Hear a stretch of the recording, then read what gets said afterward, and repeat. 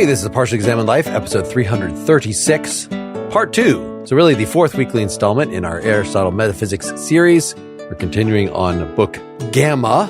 After an initial summary of the issues that we were going to be covering in this full discussion, we had gotten through what it is to study being qua being, that it's about studying being something in particular, that it's about studying unity, that primary being is really what being is all about, and everything, whether it's descriptions about being or properties of being or anything else, privations of being, all those relate back to primary being, and that's why they're beings in the first place.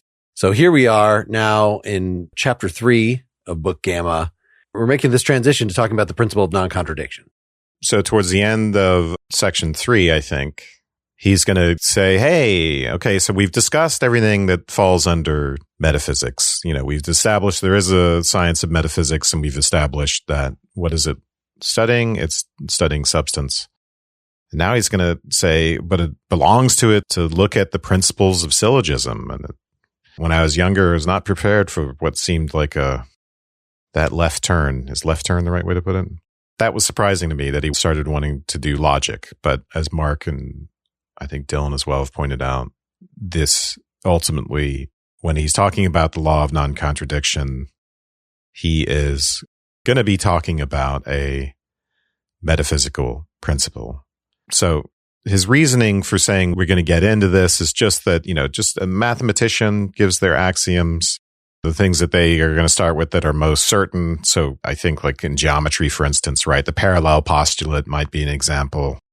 Parallel lines will never meet. For physics, in contemporary terms, we might say conservation of energy and momentum, something like that. We have these fundamental principles. For metaphysics, it's going to be the law of non-contradiction. And despite the fact that we've pointed to the fact that this is going to end up being a metaphysical principle, it's the way things are. It's not just about statements, right? In contemporary terms, we'd think of this as a logical principle and maybe flowing from synonymy and truth about statements and things like that.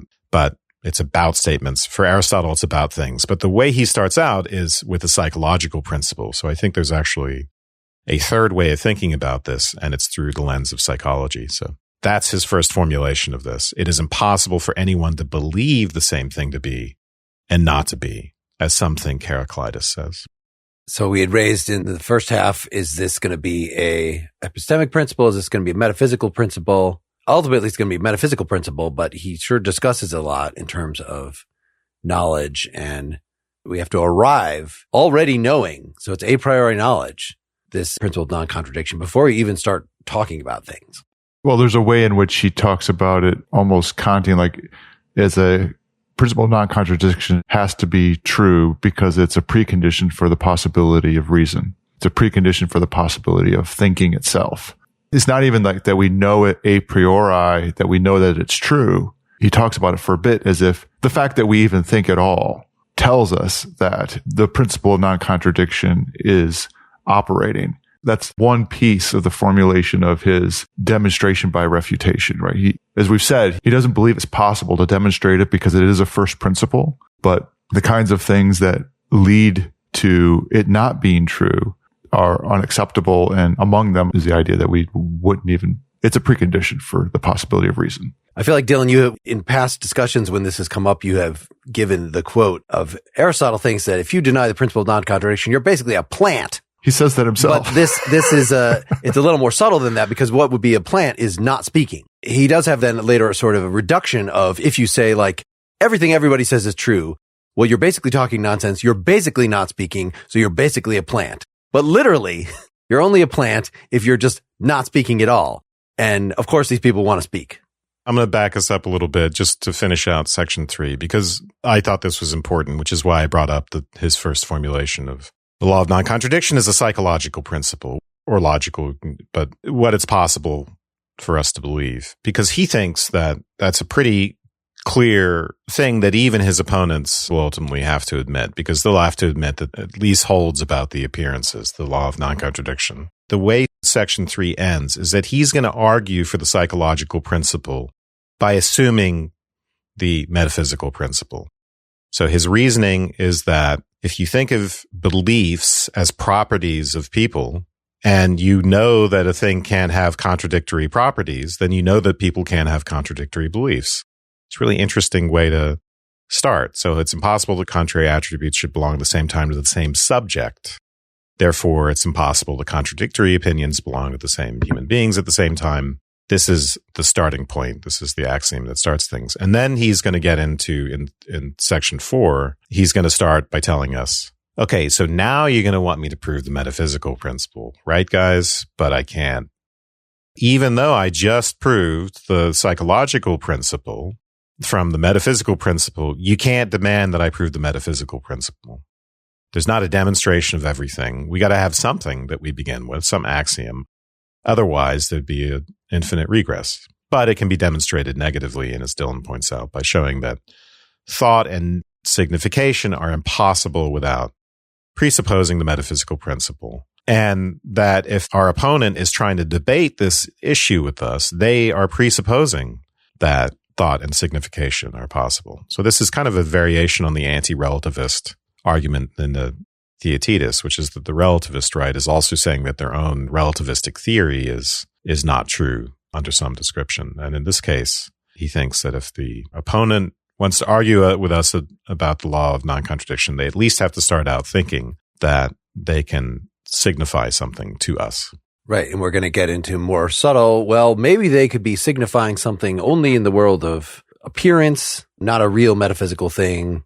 He says, once signification is possible, we already have something definite. And I think, as Paulides points out, the Greek word is charismos, which I really like. But Mark, as you're pointing out, this foreshadows what he's going to get into later on in his argument against relativism, because it comes down to, whether we can say that there's something definite outside of us.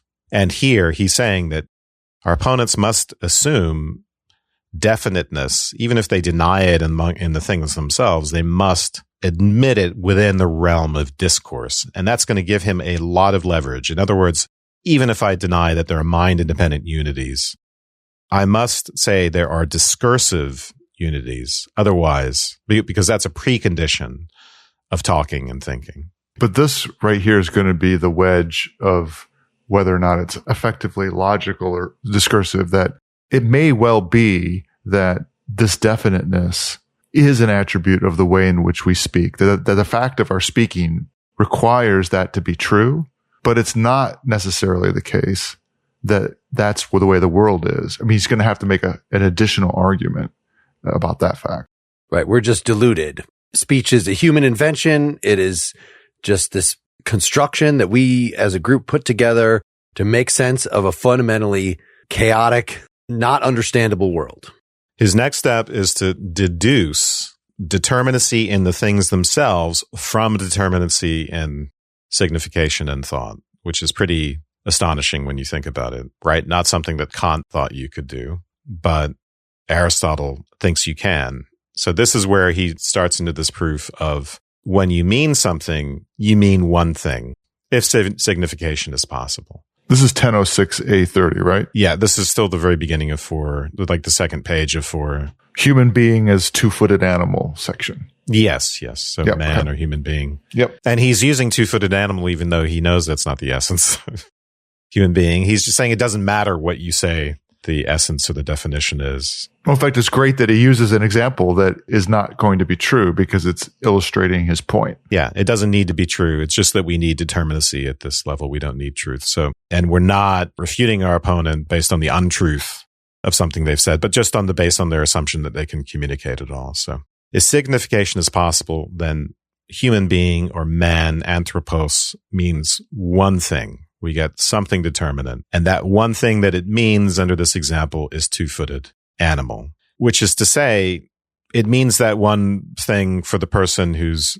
using the signifier as well. Anyway, the ultimate principle that we get out of this is one name, one meaning. And if someone wants to say, well, words are ambiguous, things have different meanings all the time, and there's pragmatics and there's context, his response to that, yes, but in principle, we could just divide ambiguous words up into more granular signifiers and ultimately have this, ideal language is really what he's talking about.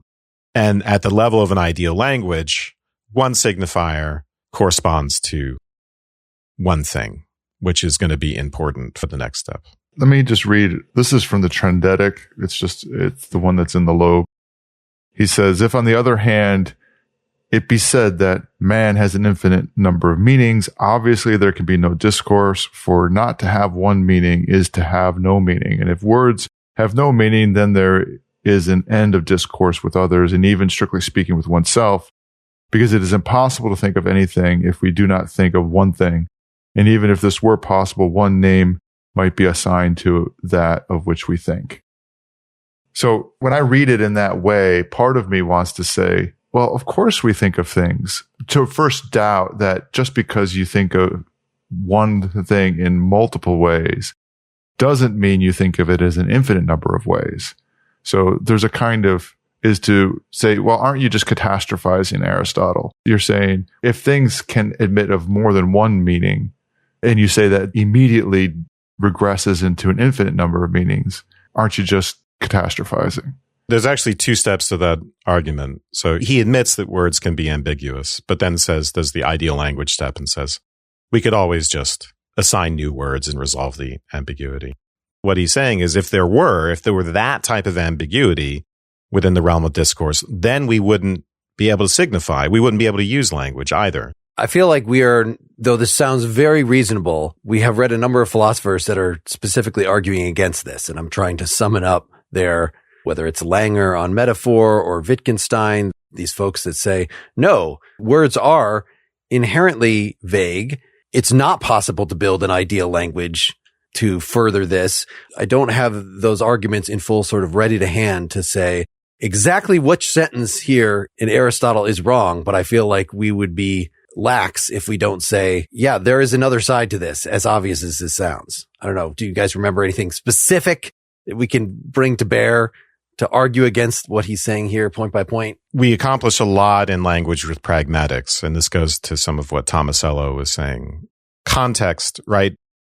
If someone says, look at that bike, and there's a whole bike rack, but one of them is bright pink, we know which bike is being pointed out, even though just the fact that we're using universals, right, makes language inherently ambiguous. And to pick out particulars is not, as Russell thought, right?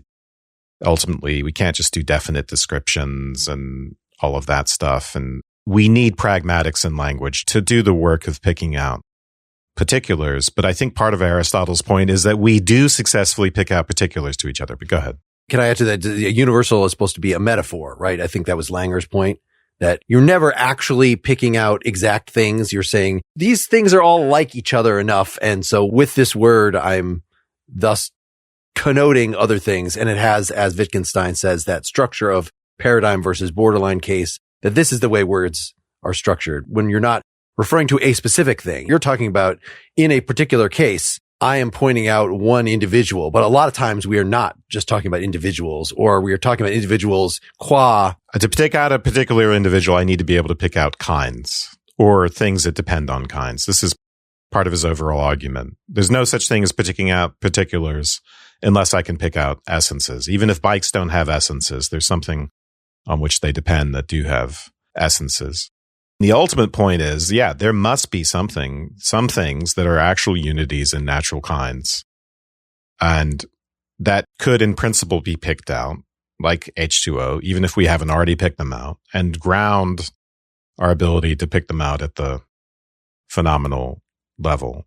And about that, I think he's entirely right, that in order to make successful significations, we have to be able to deal with unities in some legitimate way. He hasn't gotten to the real world yet, right? By the way, he's kind of accepting that we're only in the phenomenal realm of signification and appearances at this point. And he just wants to say there's determinacy, some sort of determinacy at work at that level, even though, yes, words are ambiguous and blah, blah, blah. What I find myself having to think through is the way in which uncertainty and ambiguity are preserved, even though he's making claims about underlying determinism and signification, right? So when I say something like there's something definite out there, let's just say looking out in a landscape, right? It may be that I'm just confused. I don't know what the differences in the colors are, for instance, what they correspond to.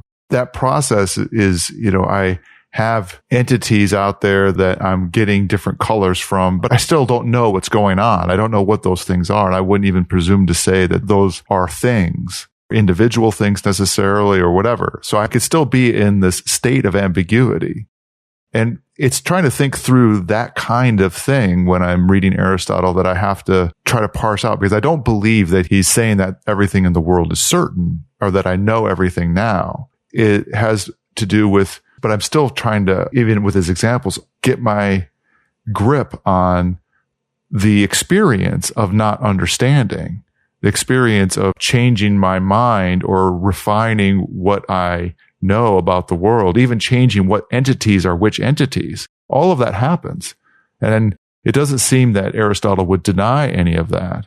In fact, the way he talks about Heraclitus would be in this way. Heraclitus is talking about something that exists, but he's not talking about it in the right way. I think at this stage of the argument, I mean, those points are very well taken. At this stage of the argument, we're still only within the realm of signification and appearance, and none of it need be true. We're not talking about what's true. We're talking about what makes meaning possible. In Kantian terms, you might want to say the grounds for the possibility of experience or thinking or signification. And for Aristotle, one of the fundamental grounds is that not all words be hopelessly ambiguous. And so I think there's a good thought experiment here. What if human being were hopelessly ambiguous? Would we be able to communicate? And the answer is no. So even if you think, his whole stipulation, one name, one meaning is his big rule. One name, one meaning.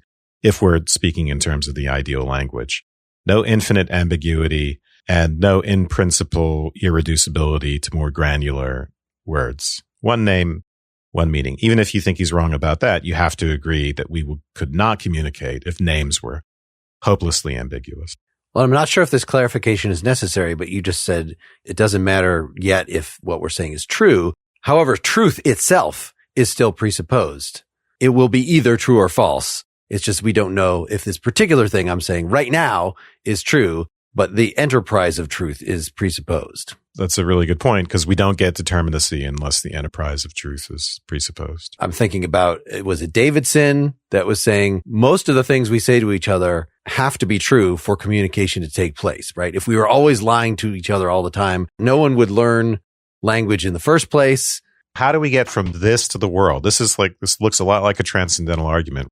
It's even more robust than a transcendental argument. We just got something now true about meaning and signification. And now he's going to say, by implication, the law of non-contradiction holds for the realm of signification and determinacy holds for that. And now we're going to get that for the world. And the basic idea is that signification is about the world.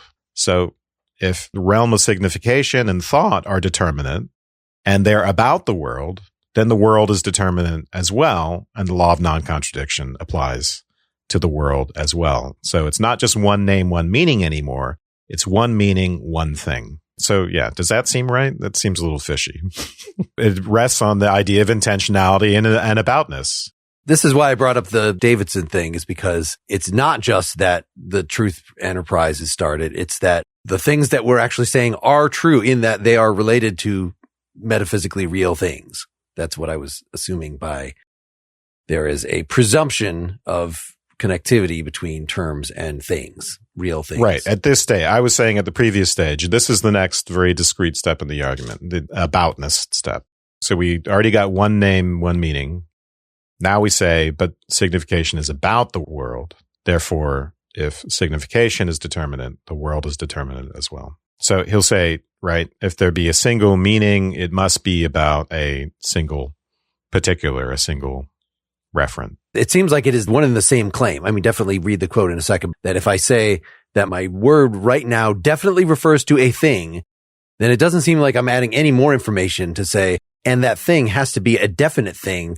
If it wasn't, then how could I refer to it? Am I spelling out the reasoning, or are those just one and the same claim? That I'm making a relation claim, and then I'm making a claim about the nature of one of the relata, one of the things related, but that was already implied by the relation claim. No, because the meaning, right, when he said one name, one meaning, the meaning isn't necessarily the referent out there in the real world. The meaning is just what we mean. Oh, you're thinking Aristotle had a notion of a distinction between Absolutely. sense and reference? This is sense and reference. This is entirely. Yeah, no, I mean, he has to be saying that. That's why he's using a definition.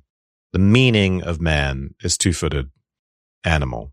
He wants to think of things in terms of synonymy at this point, staying within the realm of signification, because the next step is to go from there to the real world. So let's look at, this is on page 87. Let me see if I can find the relevant. And are you now doing the lobe, Dylan? So we're not doing. I have the sax and I have the lobe up here, and I found. So this is in 1006b somewhere. So he'll say, let it be assumed then, as was said at the beginning, that the name has a meaning and has one meaning. It is impossible then that being a man should mean precisely not being a man. Okay, actually, I'm a little too early on this. That's 106b10. Yeah.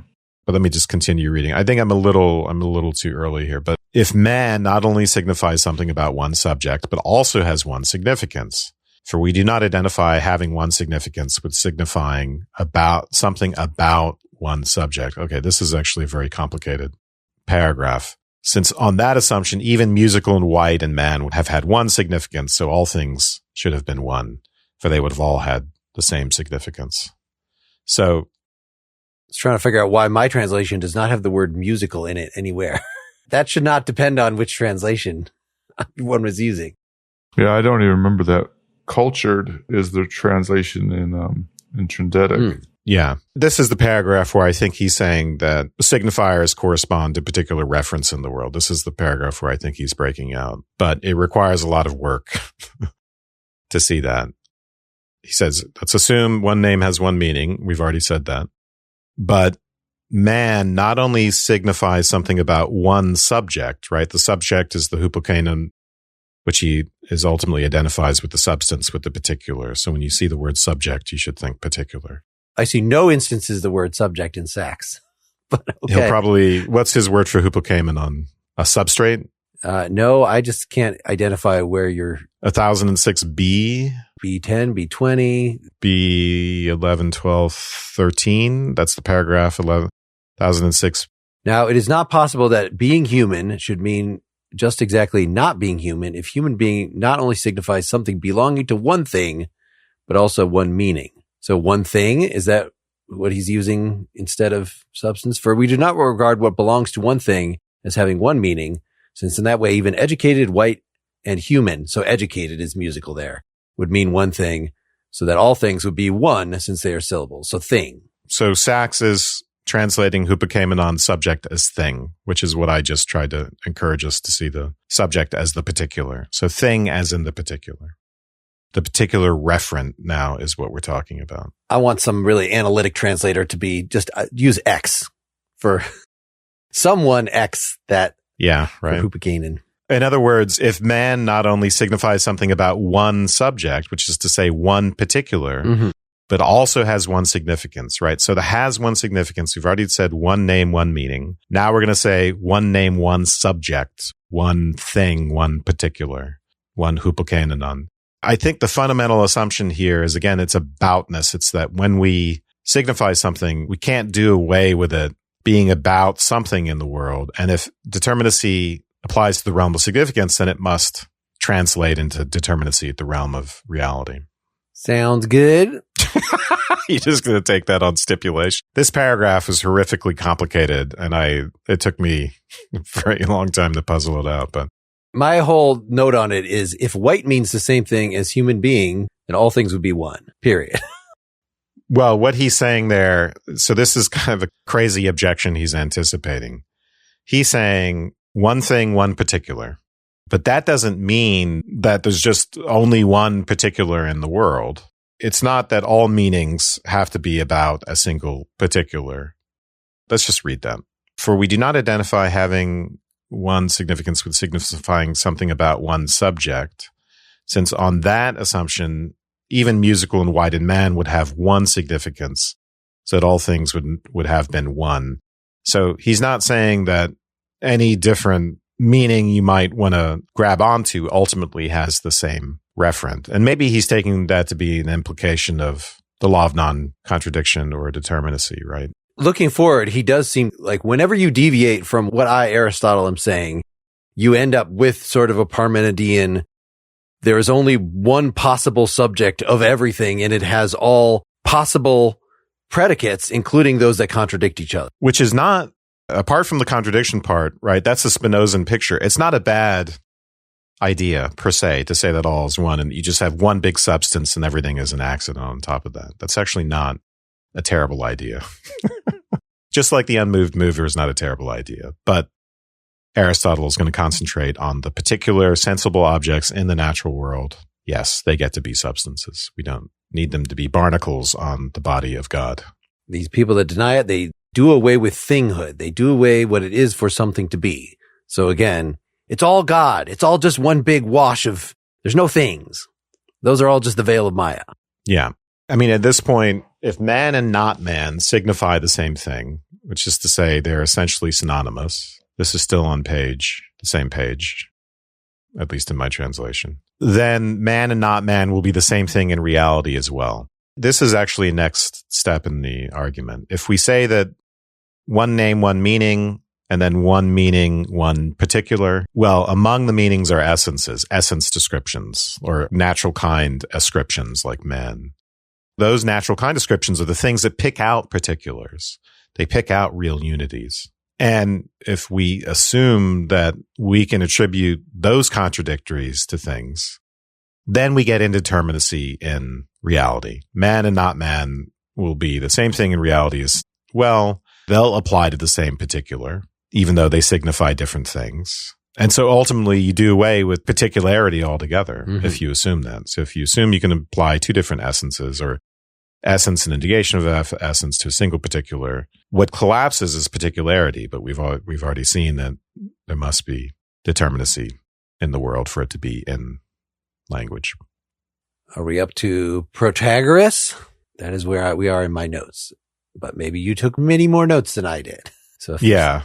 You can't respond. It's not a man. It's a white man type of stuff. It's so absurdly complicated. I don't mind skipping that. Where he tells his opponent, you're not allowed to say that unities are just the thing with its accidental property, and that's a different thing than the thing. And so we can fast forward a few pages and get to what the point that you were just making, which is that if there is no law of non-contradiction at a metaphysical level, there's no essences, and therefore there's no unities and no particulars, no determinacy.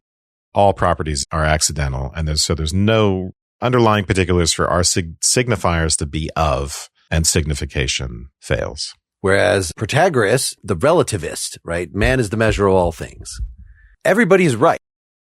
Hey, to me, that thing looks like a battleship. To you, that looks like a human being. Well, it is true that to me, it is a battleship. It is true that to you, it is a human being. So I think Aristotle wants to acknowledge that, okay, the subjective fact, it is the case that there is a psychological experience of you calling this a battleship and the other person calling it a human being. But someone is wrong, obviously. And the way that we can tell is that we're both referring to the same thing and we're referring to with contrary properties. And this would, again, violate its thinghood. How could it both be in the same respect and at the same time? Not just it appears as a battleship. It's just a dude who's doing, a shadow puppet of a battleship.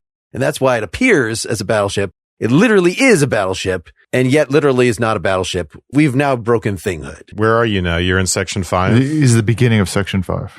1007b20 is where Protagoras is brought up. So this is still chapter 4. I think I'm anticipating where the Protagoras is also mentioned. At the very beginning of 5. Yes. So this is where it got a little interesting to me, is arguing that the principle of non-contradiction actually applies when he's already said that it has to be presupposed for any discussion to take place is not interesting. And, it's interesting that he feels the need to go on for further pages going on about this, but it does get interesting to me where he says, hey, you relativists, you think you have some sophisticated other version of, but really what you're just stating is straight flat up contradictions. And whether this is a charitable take on relativism or whether there is a different version of relativism that would be not so easy to knock down, that is interesting to me. Yeah, it's a little confusing because at this point, the way we're ending this section before we get to the straight head-on attack on relativism is, right, yes, if contradictory statements can be true, then all will be one. The same thing could be a trireme, could be a wall, could be a man. You can basically affirm or deny anything of anything. Therefore, everything would be indeterminate. And that's where he mentions Protagoras. The idea is that the world is fundamentally indeterminate, is the view that he's attributing to Protagoras, which is why you could have things at the phenomenal level being true or true for me. There's two different versions of that. But you could say the phenomena are all true. And they're all true simply because they don't latch on to the world onto a determinate world in the way that I've said. The world is indeterminate, and therefore, you don't need then at the level of signification, we can say what we want. Or you could say neither. He goes into that little hypothetical where they might want to say not just that it's both P and not P, or that, things can have two contradictory qualities, that things in themselves are neither, right? There just are no properties as we conceive of them for things in themselves, which is an idea that historically philosophy will take very seriously. Sure. Is this red or not red? Well, in itself, it is neither thing. That Exactly. It is a fact that some people experience red, but it is not red because some people experience it. It is red, and that causes people with normal faculties to experience it as red. And so epistemologically, our task is to figure out what constitutes normal. We don't ask the insane person. We don't ask the blind person, is that red? We ask somebody whose faculties we think give them the normal relation that would connect their perceptions to things. The ancient skeptics are concerned about all the stuff about, things look different, that they seem to have different colors at a different distance. So the color is nothing in itself. And the way we would explain it, right, is light, which when it hits our eyes gives us experiences of color, but it doesn't itself have color. It just has different frequencies or wavelengths. So on our account, right, on the account of modern science, it would still be that the things in themselves are determinate, and their determinacy explains the determinacy of the qualia. But for someone like Protagoras, it's the case not just that things in themselves are neither red nor not red, as qualitatively we experience it, but the things in themselves are not anything. They're not this wavelength or that wavelength or whatever thing in itself explanation you might want to give. You have real fundamental indeterminacy when it comes to the things themselves. Or maybe there just are no things themselves. Maybe everything is inside the text, everything is just as text, as Derrida would put it. Before we get into the section on relativism, section 5, he does one last little thing, which is that very common argument in ancient philosophy which is that people who say they deny the law of non-contradiction behave as if it's true, because they behave as if it's true at the level of the normative. They don't just walk over a precipice, right? Because the precipice might be called the canyon next to the precipice might just be called a green pasture. They act as if they know that some things are this way and some things are not this way. And so if their normative evaluations, some things are good and some things are not, if their normative evaluations admit of the law of non-contradiction, and our normative evaluations in practice require application to descriptive statements, right? This is a precipice, this isn't. Then they have to implicitly believe that the law of non-contradiction holds for descriptive statements as well. This is a version of, so you think gravity is just a text? Go jump out the window. It's a version of that argument. All right, section 5. Yeah, I feel like I've said this. If all opinions and appearances are true, it is necessary that all things be at the same time both true and false. And if this is so, all opinions must be true, right? People who are wrong and those who right believe things opposite to each other. It's not just that my opinion and your opinion can coexist, because part of my opinion is that I think my opinion is right and yours is wrong. Yours that seems to contradict it is wrong. And so if we say we're both right, then I'm right about you being wrong and you're also right about your being right. It's a blatant contradiction. The way he starts 5 is he wants to say the truth of the law of non-contradiction is intimately related to this doctrine of Protagoras, which says that all opinions are true, which is that all appearances are true in a sense, which is not entirely crazy, because when we think about the wine being sweet or not sweet, it's not crazy if you've already gone to this whole secondary property move.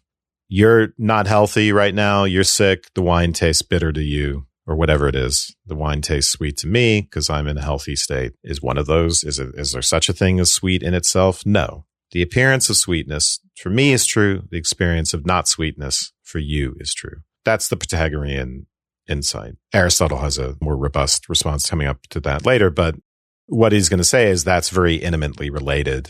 That idea is very intimately related to whether or not the metaphysical principle of the law of non-contradiction holds.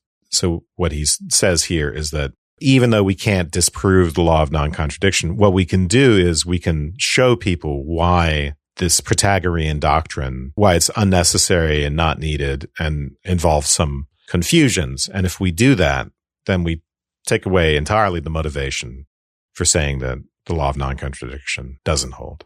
So why did Protagoras think this? Well, change. They look at the sensible world, see that things are changing.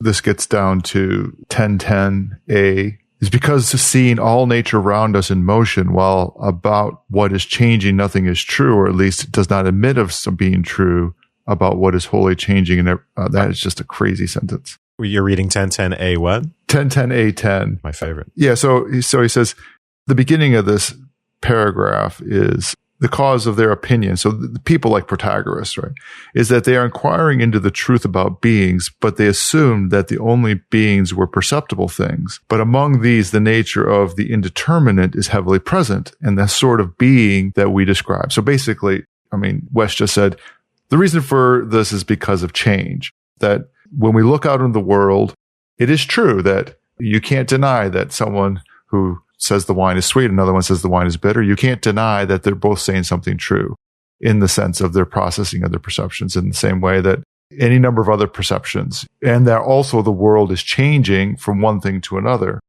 So he goes on and refers to Cratylus and Heraclitus, talking about not only can you not step in the same river twice, but he also believes it's not possible to step in the same river once. And so then, yeah, I love that. I just love that sentence. The next paragraph is where he takes this on, and he says basically you're misunderstanding the way things are changing, or what we mean by change. So we will say in response to this argument, there is some reason for them to believe that what is changing, when it is changing, does not have being.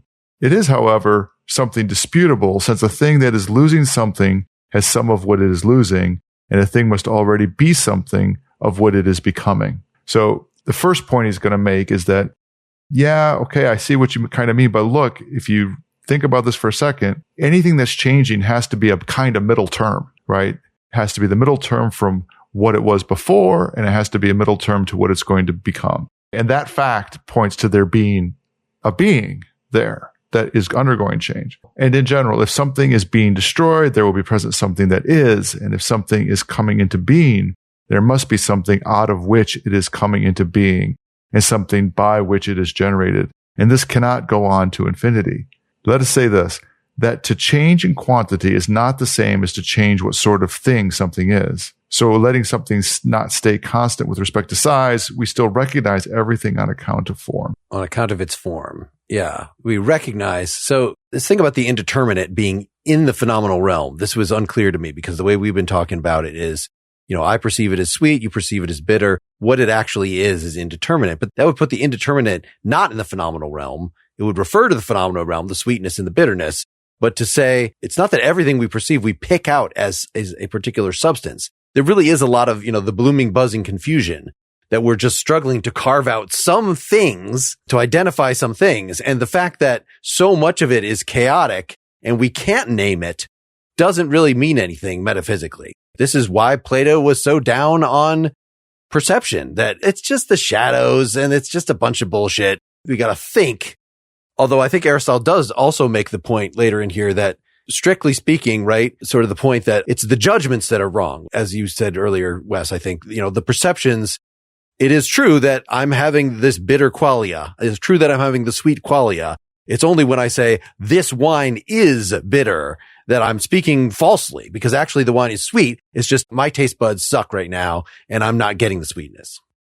Right. And the Protagorean phenomenalist, quote unquote, as Politius says, although it's a little bit misleading, but they can admit that the law of non-contradiction holds at the level of the appearances, right? It can't be sweet from me and not sweet at the same time in the same respect. So at that level, we could admit that there's something to the law of non-contradiction. But the Protagoreans want to say is that, okay, that's fine, but it doesn't. And therefore we can speak about things. Significance works because of that. But that doesn't mean that it holds at the level of the things themselves. The things themselves are actually indeterminate, which explains why two people could disagree. Can I just say, I would love if wine super tasters could make metaphysical discoveries that, like, we've both determined that this wine has a nutty aroma, but yet in the same respect does not have a nutty aroma. The law of contradiction at the phenomenal realm is false. Full-bodied, but not full-bodied. Hey, it's the latest thing. Only the best people drink this wine. At the end of 5, he says that, so in general, if all there is what is perceptible, nothing would be if there were not beings with souls, since there would be no sense perception. This is for the perception itself is surely not of itself, but there is something else besides the perception, which must be prior to the perception. And for what causes motion is prior by nature to what is moved. And even if these things are meant relative to one another, this is nonetheless so. So he here is saying that I was trying to decide if it's a different response to Protagoras than what was said earlier, or if it's effectively just a summary of it, that, look, when we have perceptions, they are going to be perceptions of something. The perceptions aren't the primary thing. And that is a better account for the blooming, buzzing confusion of the world in terms of perceptions, is that, yes, the perceptions can be different for different people in different times, but they are perceptions of something. He's making 2 different points here. One is that if only the appearances exist, this is like a Cartesian or even a Morean moment.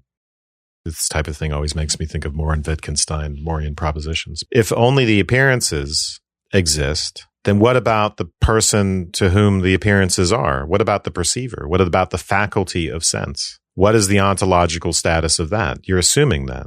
You're just assuming that exists. You're assuming that's an entity. But that would have to be reducible to an appearance as well. The perceiving receptacle of appearances would also just be an appearance to another. So you have to postulate something that's not an appearance. You're awfully uncertain that there's a world of things out there, but you're awfully comfortable saying there are these things called perceptions. Experiencing entities. Why are you so, this is Hegel again, doubt the doubt. Why are you so certain about that, but not about what's out there? And then the second point is that even if, right, there were a world with no perceiving subjects, it would be crazy to say that the substrata that potentially would cause sensations in a perceiving subject, that they don't exist. In other words, it's a whole anti-Berkeleyan thing. Just because the perceivers disappear doesn't mean that the things themselves must disappear. Because when there are perceivers, when there is some kind of entity that's capable of having sensations, they have to be of something. The whole concept of perception doesn't make any sense. Politis calls this his causal theory of causal theory of perception or something like that. But basically, we need to latch onto the idea that if there is such a thing as perceptions in a perceiving entity, and let's say human beings, we can't make sense of those unless we think of them as caused by an external object or as being of an intentional object, however you want to put it. Well, I'm a little mad at Politis, the author of the Routledge, for having a name that sounds like a Roman commentator or something to make it not clear that we're just talking about a contemporary interpretation. I've been looking at the remaining sections because we read all the way to the end of Gamma, goes through chapter 8.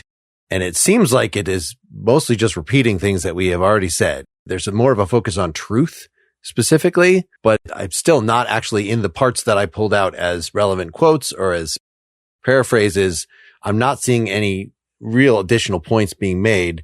Is there anything that you feel like we just absolutely need to say about Gamma before we get out of here? I mean, we already skipped so much. There's like a knot in my stomach with how much we skipped, but that's the nature of this. Maybe we can close read some of it, but he does the thing about excluding the middle, but... Oh, I hated that part. Go ahead. We don't need to do that. We don't. Yeah, I think we covered it. And it's true that it has this kind of richness that as you pull on it, the more it continues to give back to you and be interesting. And the Routledge does a really good job of going through that, helping out with it. But this is blowing my mind. I mean, this is really changing the way I mean, I really wanted to get into this because I've been thinking a lot about essence and mind independence and all that stuff. But this is amazing. Coming back to Aristotle after doing a lot of other philosophy and looking at it in light of that, it's just like, wow, I did not get how awesome this was when I read it when I was 17. It was just completely confusing and a lot of it over my head. So why did we not do this 5 years ago? It's because I think you, Wes, were like, ethics, politics, that's what people are interested in. This metaphysics stuff, yeah, fine. Like non-Western stuff, we'll do one metaphysical thing, every 2 years or every year or whatever. But mostly, And now you just can't get enough of it. Now it seems well, like like Protagoras, I was an idiot back then. So we're doing Zeta next, right? We're doing 7, yeah. 7 Book is 7. Zeta. Okay. All right. So extra credit if you read the in-between parts, but I don't necessarily want to do that. I at least spent more time with the Rutledge this time. I mean, it was 3 full chapters. I did not read all 3, but I read enough of the first 2, to see, okay, I could see how one could really make a meal of this. And I think, Wes, this is exactly that you completely succumb to. I will very much make a meal of this. Whereas I feel like I'm taking Aristotle a little more at its word, that he's pretty brief, and I think rightly so in some of these. I don't think you need the Rutledge. I mean, I think the Rutledge is very simple and repetitive. And if you almost want someone to knock this and clear. You could tell he's read a lot of Aristotle. He has a very Aristotelian way of writing, actually.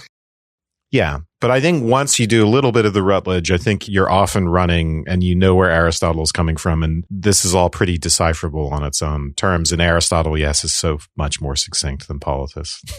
Yeah, but just like it's like 100 pages to describe 24 pages, and like the distinction between the logical law of non-contradiction and the metaphysical law of non-contradiction. Important. I don't know if I'd really parse those apart, considered why are these so different? I think I might have used that distinction against people, the logic bros, the objectivists who, law of non-contradiction, A equals A. This just shows that you're wrong. And we reflect on that. No. These are logical tools. They're tools of argumentation, garbage in, garbage out. It only gets you from premises to conclusion. It doesn't actually say anything about the world in itself. But Aristotle is saying, and this is where, Ayn Rand got the idea, reading Aristotle, that no, it actually applies to the things themselves. And it's not just, us talking about things. And constitutes their mind independent determinacy, which is a really important idea. Reminds me of Moore. It's the kind of argument. Moore is making a very similar argument to Aristotle. And they're right. So I'll say it again. They are right. Go ahead. I think maybe instead of another close read, a part 3 going more into these particular pages, trying to do a little what I, was referring to of, wait, let's pull back in Wittgenstein and Langer and anybody else that seems like a relativist in some sense and put it against this and think hard, in a nightcap sort of format. Maybe this is the time. Maybe when we're done with Aristotle's metaphysics is the time, but I would like to often when we read those revolutionary thinkers, we don't know exactly what they're reacting to. Maybe they're reacting to a much simpler, dumber version of realism and objectivism than we're seeing in Aristotle. So how do we make these sophisticated thinkers actually talk to each other, preferably without rereading a whole bunch of stuff? I think it's a great idea, Mark. We should do a talk show with AI versions of these guys. Go ahead. ChatGPT writes the nightcap. I think it would be we'd have to figure out how to organize it, but a kind of reflection on it, right? I mean, one of the fun things about Aristotle is he's engaging with his previous predecessors and contemporaries. And as we pointed out, these conversations, this disagreements aren't new. They persist till now. They're representatives contemporarily for these positions. And I suspect myself that they end up answering slightly different questions or making slightly different points for one another. But I think it'd be great to go and we won't be able to sum it up. We won't be right, but to reflect on it. But we've never read Rorty and say, wow, Rorty's actually denying the principle of non-contradiction. Of course he's not denying the principle of non-contradiction. He's doing something much more subtle. And so if Aristotle's only concerned, or if Aristotle's, characterization of relativism is so dumb, is that, and maybe this is just what Protagoras himself was this dumb, that he did not have the sophistication of a Persig or a Rorty or something, that really Aristotle was entirely correct, maybe, in drawing this straight line from relativism to denial of non-contradiction. I actually don't think the Protagorean thing is dumb. And so there are good reasons to say we don't know, not only that we don't know the things in themselves, but that maybe they're not determinate. So I don't think that Aristotle is just caricaturing the opposition. He's saying, the world, right? This whole idea of things are changing and in flux, it drove Plato to his position as well, right? And that position has its own implausibilities that Aristotle doesn't like. So these guys are wrestling with a very difficult problem, and these are all live options. It's an indication of how live the option is that he spends so much time on it. Right. I don't know if he's charitable, but he certainly is, after saying, we can't actually prove this at all. We just have to assume it is a basis of things. And which is, I think, what I came away remembering from last time, that, okay, there's an end to all inquiry. And I think someone like Russell maybe is satisfied with that you just can't go beyond a certain point. But the fact that he's then goes on to spend this amount of time on this means he's definitely going through these motions in a way that I don't know how well we've motivated to listeners, how necessary.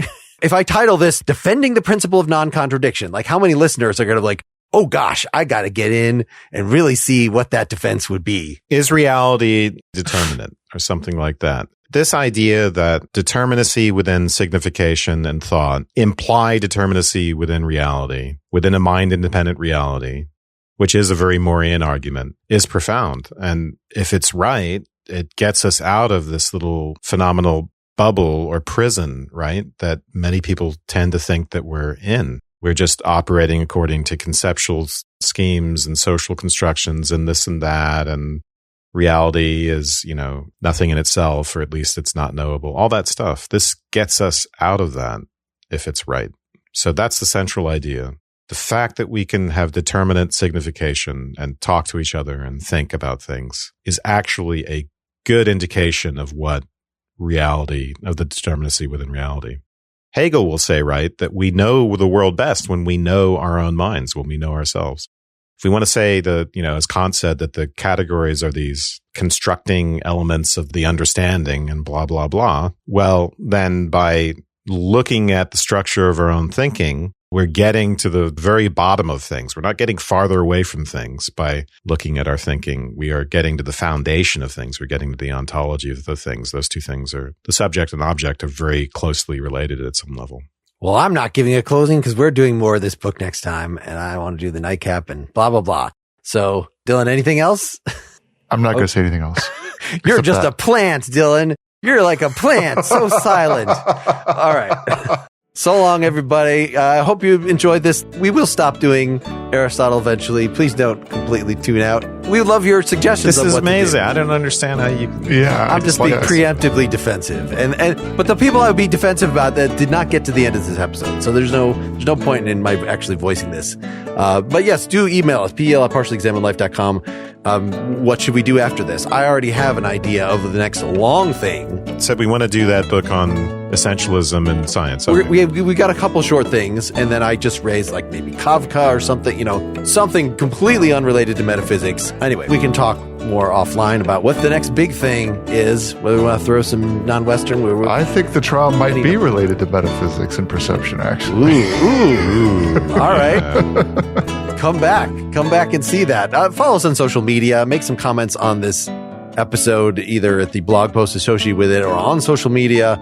We would love to hear from you. pel@partiallyexaminedlife.com. Good night, everybody. Good night. Good night.